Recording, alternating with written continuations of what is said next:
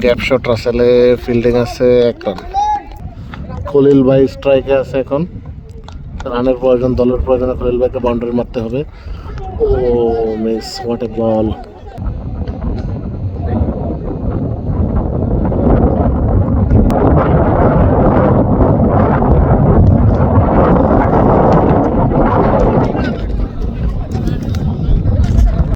আজকে আমাদের আন্ডার রাসেল একটা আন্ডা মারতে পারে নাই।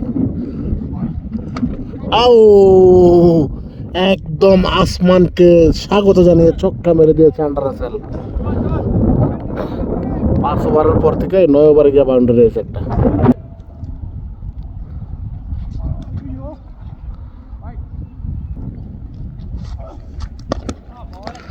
শট,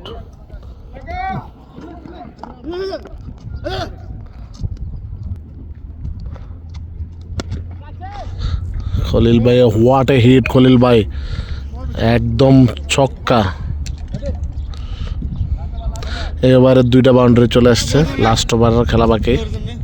লাস্ট ওভারের খেলা, 9 ওভারে 99 রান। এই ম্যাচে রানে আসে নাই, সব বল বিট করছে রাসেল, সাব্বির, ইমরান। ঠিক আছে, খলিল ভাইও ব্যাটে ঠিক মতো লাগাতে পারতেছে না। ওপেনিং যারা খেলে গেছে একটু ভালো খেলছিল, তারপরে রানে আসে নাই। প্রথম বলও বিট রাসেল ভাই মারছে, উড়িয়া আসমানে উঠছে বল, কিপারে বলের পিছে এবং হোয়াট এ ক্যাচ। আমাদের ক্যাপ্টেন সাহেব আসছে ব্যাটিংয়ে, ব্যাটে বলই লাগাইতে পারবো না। প্রথম বল ব্যাটে বলই লাগবে না, দেখবো ইনশাআল্লাহ।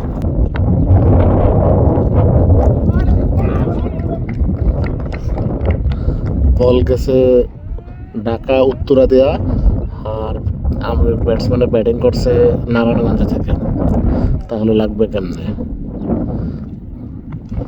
আবারও একই বলে আর ব্যাটে এত বড় গ্যাপ, পুরা ট্রাক ঢুকে যাবে ওই গ্যাপে দেয়া, এবং কিপারে স্টাম্পিং করে দিয়ে আউট করে দিয়েছেন।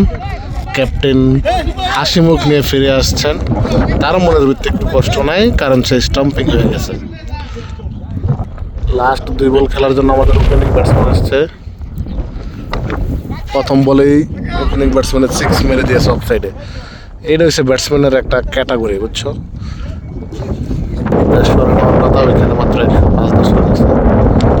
আবারও মারছে উড়িয়া, একবারে আকাশ ছুঁইয়া 6।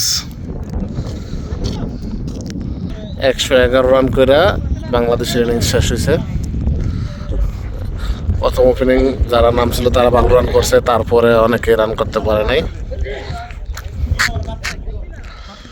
প্রথম 2 ওভার 41, তারপরে রানে আসে নাই।